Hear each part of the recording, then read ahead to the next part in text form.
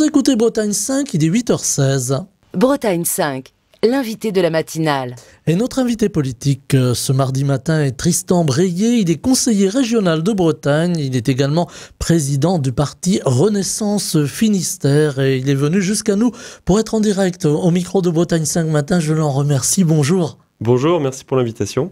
Alors nous allons parler d'une actualité politique très dense en ce moment. J'avais envie de démarrer, on en parle beaucoup en ce moment, de cette guerre aux portes de l'Europe, de cette paix peut-être possible en Ukraine, avec l'expression du président de la République qui, alors il faut bien le dire, n'a pas rassuré spécialement. J'ai envie de vous demander est-ce qu'il a eu raison, Emmanuel Macron, de dire voilà, il y a une menace, la Russie est une menace, ou est-ce qu'il a un peu forcé le trait ? Bon, déjà, ce qu'il faut dire, c'est que le président de la République, ce n'est pas nouveau qu'il exprime la nécessité d'un réveil européen. Depuis 2017, déjà, les deux discours prononcés à la Sorbonne, la volonté de faire du continent européen un vrai continent géopolitique, avec une défense européenne qui se muscle un petit peu. Bon, là, la force des événements fait que, effectivement, on presse un petit peu les choses et il y a un réveil européen et je pense que c'est un bon élément, notamment l'arrivée du chancelier, nouveau chancelier allemand là, avec cette on va dire cette volonté de relancer un certain nombre d'investissements dans notre défense commune. Donc c'est un point important. Et puis après, il faut que les Françaises, les Français soient conscients de la situation. Et la situation n'est pas anodine, la situation est assez grave. Et se masquer là-dessus ne serait pas la bonne solution. Donc je pense que le président, il a dit les choses, voilà, avec gravité, mais en même temps, il faut que chacun soit bien au fait de ce qui est en train de se passer, et ce qui se passe d'ailleurs depuis plusieurs mois, années maintenant en Ukraine, parce que voilà, Poutine, en réalité, c'est depuis 2014 déjà l'annexion de la Crimée qui déroule son récit de reconquête de l'Europe et de ce nouveau star un peu de Russie tel qu'il se conçoit lui dans les différentes conquêtes territoriales qui mènent depuis et agressions qui mènent depuis plus d'une dizaine d'années maintenant. Alors, deux empires, on va parler des États-Unis tout à l'heure avec Donald Trump, qui est partie prenante, qui doit, dans les heures qui viennent, discuter avec Vladimir Poutine de la paix. Deux empires importants, les États-Unis d'un côté, encore notre allié, il faut bien le dire comme ça, et puis Poutine en face avec la Russie, et puis l'Europe. L'Europe qui, comme vous le dites, se réveille, et elle se réveille aussi avec la Grande-Bretagne. Le nouveau Premier ministre de Grande-Bretagne qui a participé d'ailleurs aux discussions avec le président de la République, avec différents chefs d'État européens pour essayer de faire exister cette Europe de la défense, cette Europe, j'allais dire, post-OTAN. Est-ce que la page de l'OTAN est tournée aujourd'hui finalement ? Moi, je ne saurais pas dire si la page de l'OTAN est tournée. En tout cas, il y a une nouvelle page qui s'ouvre et qui s'ouvre pour l'Europe. Il faut la saisir rapidement. Et il faut que les États européens soient au rendez-vous des investissements, au rendez-vous aussi des choix stratégiques et des choix en termes de réarmement. C'est-à-dire que typiquement les Polonais, voilà, c'est plus l'idée d'aller chercher du F-35 américain, mais plutôt du Rafale français. C'est aussi être dans une nouvelle phase de dissuasion nucléaire où la France gardera sa dissuasion nucléaire, mais peut-être dans une logique plus européenne. Et donc ça a été un moment. Il y a eu des craintes là-dessus. Oui, mais les craintes ont été assez rapidement éteintes. En tout cas, le président de la République a été assez clair là-dessus. Effectivement, on remarque aussi un rapprochement avec la Grande-Bretagne, et notamment du fait d'une forme d'isolationnisme américain. Donc oui, il faut reprendre de la vigueur, et je pense que, voilà, effectivement, depuis le début de la construction européenne, on voit l'Europe se fait de crise en crise, et là on est dans une crise diplomatique, mine de rien, avec les États-Unis. On est sur une crise qui est d'ordre de guerre, et donc il faut qu'on soit au rendez-vous de l'histoire, et je crois que ce qui a été enclenché là nous permet de nous dire qu'on va dans le bon sens, entre guillemets, ou en tout cas que voilà, les bonnes décisions ont été prises à mon sens.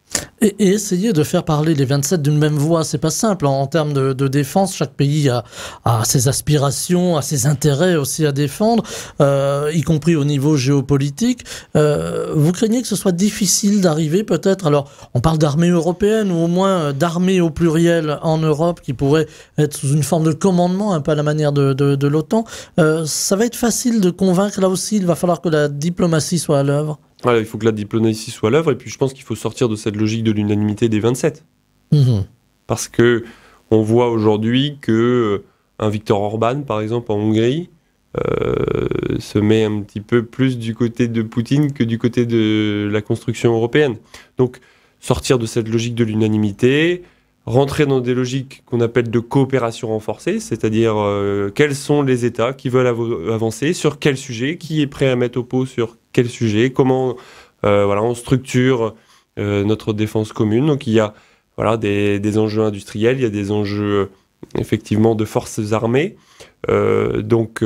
Là-dessus, il faut que nous avancions pas à pas avec les partenaires européens qui le souhaitent.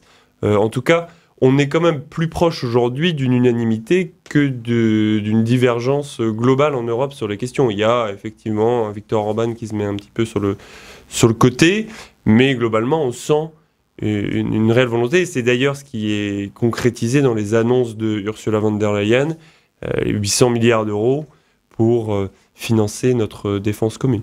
Alors justement, j'allais parler de financement, je vais juste dire un petit mot sur l'ingérence. Vous parlez des pays tels que la Hongrie, on voit aussi des déstabilisations en Serbie ou en Roumanie, avec là encore l'ombre du voisin russe, cette guerre qui ne dit pas son nom, qu'on appelle asymétrique, sur les réseaux ou avec des virus qui touchent des entreprises ou même des hôpitaux, c'est le cas ici en France, de temps à autre.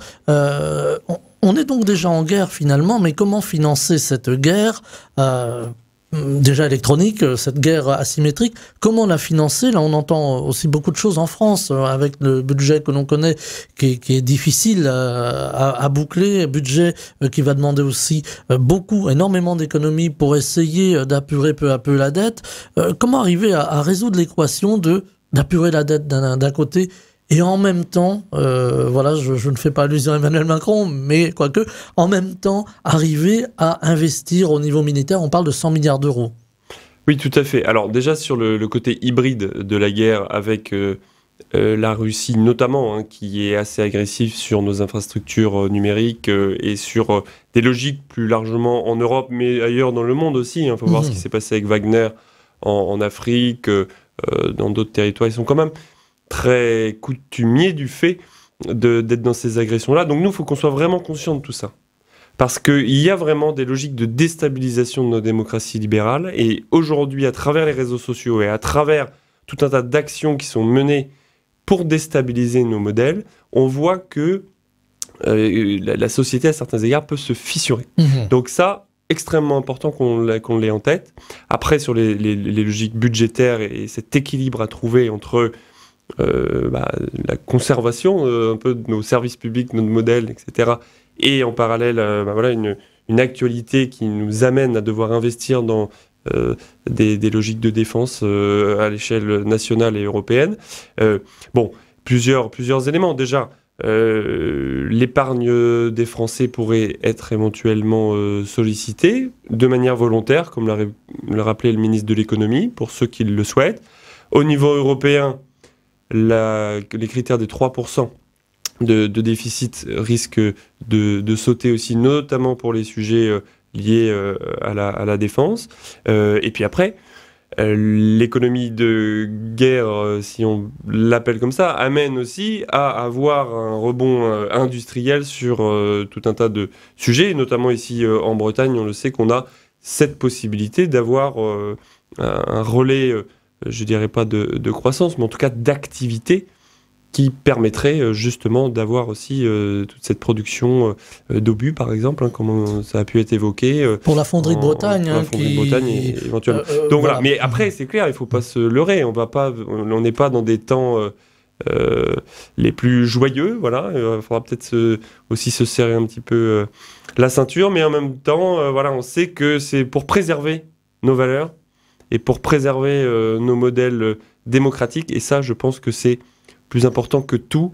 En tout cas, moi, à titre personnel et pour le mouvement que je porte, ce sont des choses qui nous concernent au plus haut point au quotidien de la défense de nos valeurs et de notre démocratie.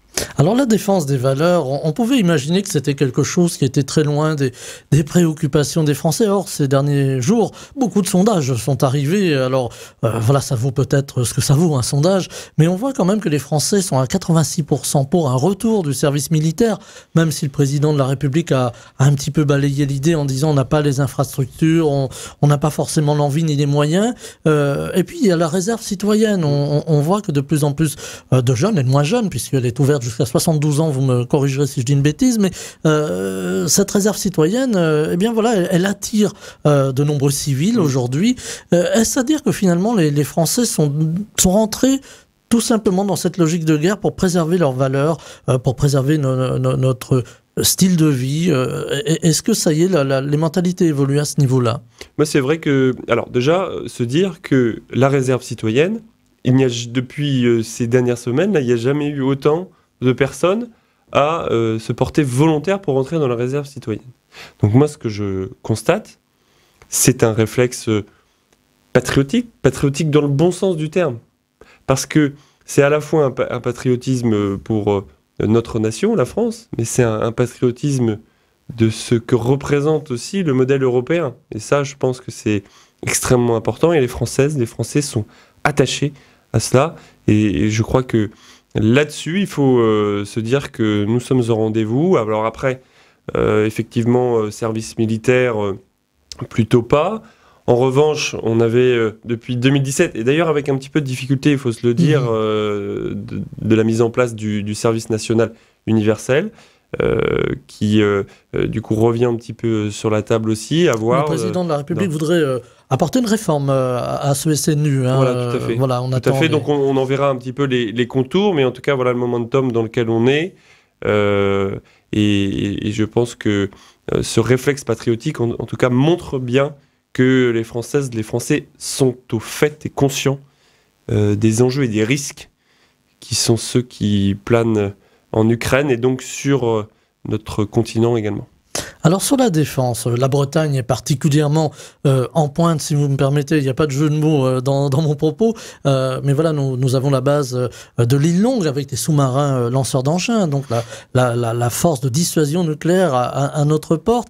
L'armement aujourd'hui, est-ce à dire finalement que avec la recomposition géopolitique internationale, avec Donald Trump, on va y venir, ça amène aussi une forme de conscience politique de notre défense qu'on avait peut-être un peu perdu ces années précédentes alors que nous étions en paix. Oui, bien sûr. Bien sûr, ce que je disais à l'instant, hein, on a une vraie prise de conscience de ce qui est en train de se passer. La prise de conscience est politique aussi, un petit peu transpartisane, on pourrait dire. Alors oui et non, j'ai envie de dire. Parce que quand j'entends encore les discours un peu sinueux qu'on peut entendre à l'extrême droite ou les votes de certains sur le soutien à l'Ukraine, je prends le vote très récent de la France Insoumise qui vote contre le soutien à l'Ukraine. Les propos de Jean-Luc Mélenchon qui sont assez fumeux aussi sur cette question, là je l'écoutais sur France Inter chez vos confrères il y a pas longtemps. Donc oui et non. Oui et non. Donc il faut savoir après où on se positionne. Et là je laisse les auditeurs et les électeurs libres de leur choix lors des élections. Avec cette recomposition, on a, je le disais en commençant, deux pays très impérialistes, la Russie, d'un côté de Poutine, avec la guerre possible pour conquérir des territoires, et puis les États-Unis de Donald Trump, qui est revenu au pouvoir, ça ne vous aura pas échappé, et qui a des vues plutôt commerciales et une espèce de politique un peu au bulldozer, réduire la dette des États-Unis, couper dans les budgets, on l'a vu avec Elon Musk. Musk, la radio en a fait d'ailleurs les frais ces derniers jours avec les budgets de la radio publique états-unienne qui ont été fortement réduits. Et on voit cette politique agressive au niveau géopolitique sur le Groenland, sur la possible annexion, je ne sais pas si on peut le dire comme ça, en tout cas c'est assez brutal, du Canada. Est-ce que c'est quand même inquiétant aussi d'avoir ces deux impérialismes aux méthodes finalement différentes, mais aux méthodes de conquête de territoire? Alors, c'est vrai que Trump 2, à la différence d'ailleurs un peu de Trump 1, hein, est beaucoup plus dans une logique effectivement impérialiste. Alors, impérialiste et en même temps isolationniste, c'est-à-dire c'est America First, Make America Great Again, et en même temps, on va aller mettre des hôtels à Gaza, on va aller prendre le Groenland parce qu'il y a des métaux intéressants, on renomme le golfe du Mexique, etc., etc., dans une logique très transactionnelle où business for business for business for business. Donc c'est vrai que c'est assez particulier, mais en même temps, j'ai envie de dire inquiétant, oui peut-être, mais c'est à nous de nous réveiller. C'est à nous de montrer qu'on est là. Là encore, c'est le réveil. Et d'ailleurs, moi, ce que je remarque, alors ça peut paraître anecdotique, mais quand on voit la chute du nombre de ventes de véhicules Tesla en France, mais plus largement en Europe, c'est assez anecdotique. Mais quand même, ça montre que cette prise de conscience dont on parlait là à l'instant est quand même bien là. Et donc après, même sur la politique commerciale, par exemple, Trump, de par la hausse de ses droits de douane, il se rend, enfin voilà, les Américains se rendent compte assez rapidement là, et ils sont plutôt devant le fait accompli que ces décisions-là peuvent aussi avoir des effets négatifs sur eux. Et d'ailleurs, dans l'opinion publique américaine, Trump n'est pas si bien en confiance auprès des Américains, même chez des électeurs républicains qui ont voté pour lui et qui, quelques semaines après l'élection, se rendent compte de ce que c'est concrètement. Et donc, ça tangue un petit peu. On parlait des médias, même la très proche Fox News commence à prendre un peu ses distances avec la politique de Donald Trump. Voilà, ça aussi, c'est peut-être un peu pour l'anecdote, mais c'est... Oui, et puis il faut voir aussi ce qui se passe sur le Stand Up for Science, là, vous savez, pendant l'arrivée des totalitarismes en Europe dans les années 30-40, il y a eu des scientifiques européens qui sont partis aux États-Unis. Il y avait Albert Einstein, par exemple, hein, pour ne citer que lui. Ou des intellectuels, etc. Là, on voit le mouvement inverse. On a entendu des universités en France qui ont dit nous, on est prêts à accueillir les jeunes chercheurs, ou moins jeunes de reste, américains, qui ne pourraient plus exercer sur leur territoire. Et là, ça a aussi des conséquences directes, et même chez nous en Bretagne, puisque l'IFREMER, par exemple, ne peut plus discuter avec les scientifiques du NOAA, donc l'équivalent de la météo, de Météo France chez nous, tout simplement parce qu'on leur interdit de collaborer et d'échanger les données avec leurs confrères outre-Atlantique. C'est quelque chose quand même de très inquiétant de mettre à mal cette collaboration scientifique. C'est pour ça que c'est une très bonne chose que les universités en France puissent accueillir ces réfugiés scientifiques, quasiment. Des réfugiés scientifiques, voilà. J'ai pas osé le terme, vous l'avez osé. Justement, cette politique très agressive américaine va aussi avoir des conséquences aux États-Unis, on l'aura compris, avec peut-être de l'inflation. On a vu aussi les bourses américaines dévisser ces derniers jours de façon assez importante. Ça a d'ailleurs coûté beaucoup d'argent à Elon Musk, vous y faisiez référence tout à l'heure. Mais on a aussi des conséquences ici en Europe avec ces fameux droits de douane qui vont impacter... et là encore, ça va nous toucher la Bretagne. Alors peut-être un peu moins, mais on pense aussi aux viticulteurs qui vont avoir du mal à exporter leur production aux États-Unis. Est-ce que vous pensez que c'est un coup de bluff de Donald Trump, voilà, pousser le curseur très loin, 200% de taxation sur le champagne par exemple, pour ne prendre que cet exemple, ou est-ce qu'il faut prendre au sérieux ces menaces? Difficile à dire. Il a été coutumier du fait, Trump, dans les négociations, de dire « je crante », très fort, très dur, très ferme, et ensuite j'adoucis une fois que j'ai un peu plié le game, si on pourrait le dire à l'américaine, et voilà. Donc, et en même temps, bon, c'est quelqu'un qui est assez instable, Imprévisible, on le dit comme ça. Oui, plus imprévisible qu'instable d'ailleurs.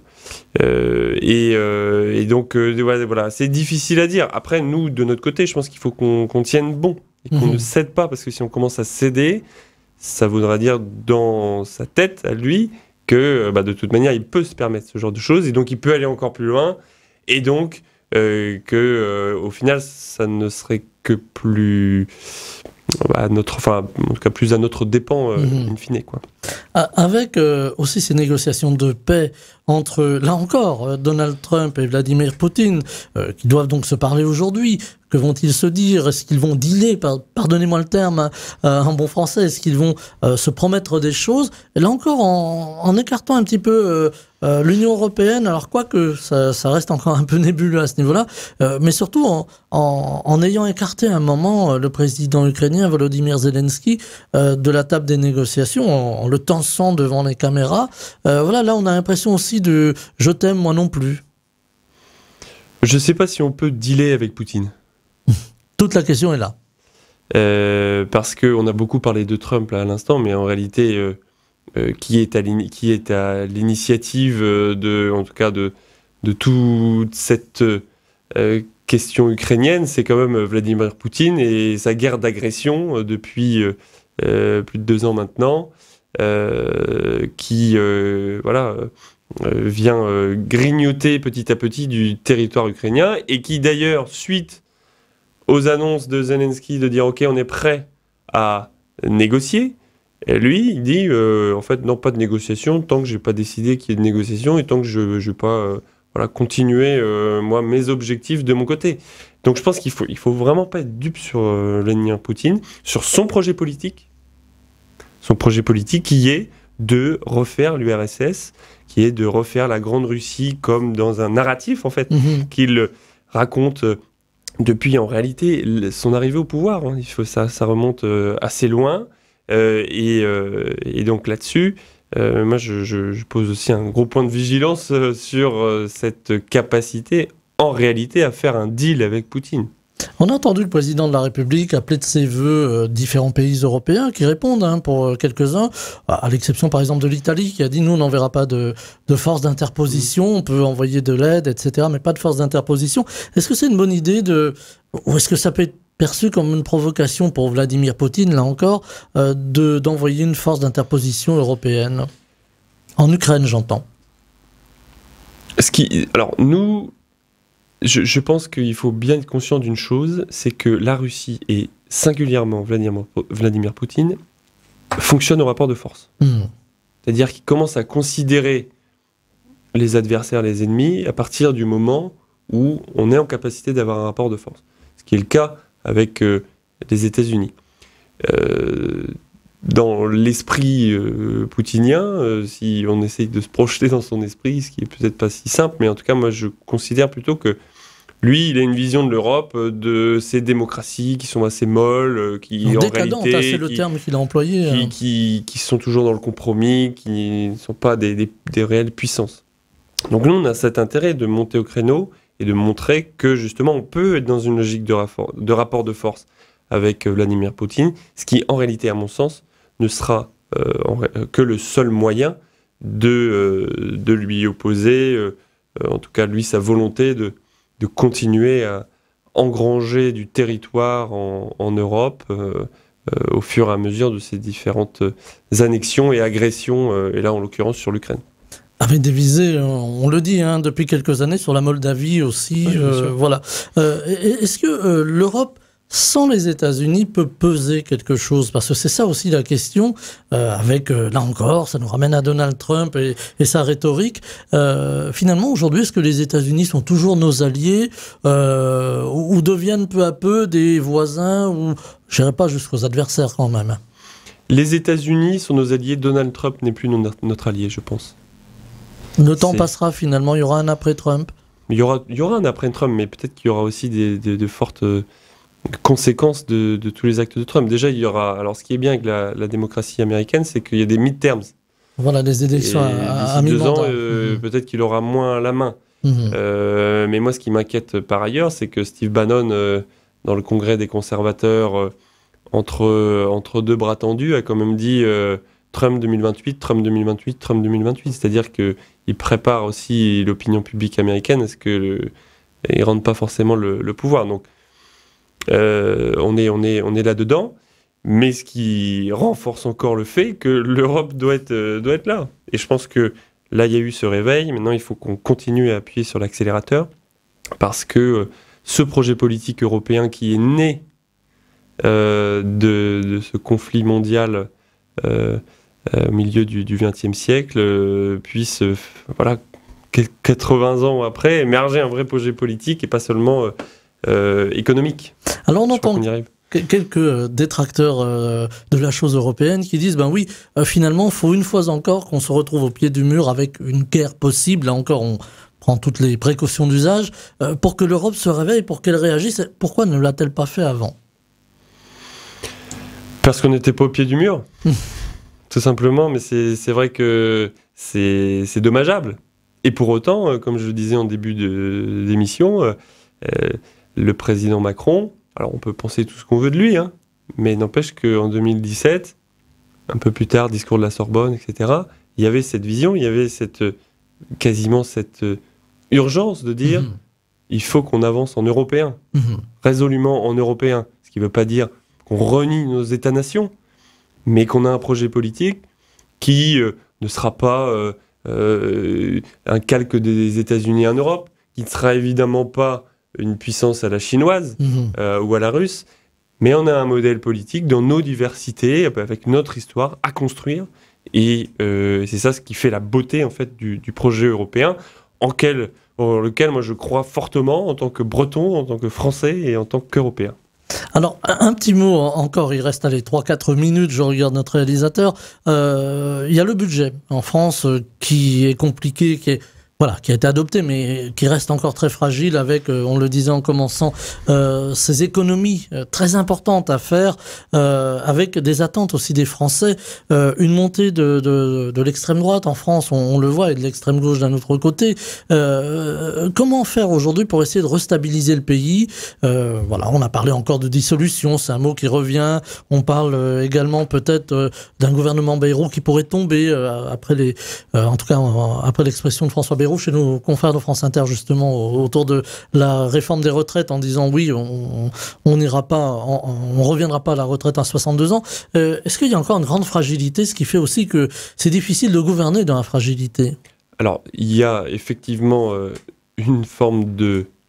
Alors, je dirais peut-être fragilité, je ne sais pas si j'emploierais ce terme. En tout cas, la situation n'est pas la plus stable qu'il soit. Maintenant, moi, je crois que la responsabilité, dans le moment d'ailleurs, c'est justement d'éviter de rajouter de l'instabilité, de rajouter de la fragilité. Donc, moi, j'appelle vraiment toutes les forces politiques à freiner des cas de fer avant de se dire on appuie sur le bouton de la chute du gouvernement et donc de la probable dissolution. Voilà. Ce qui ne veut pas dire qu'il ne faut pas qu'on avance sur un certain nombre de sujets. Vous évoquiez les retraites.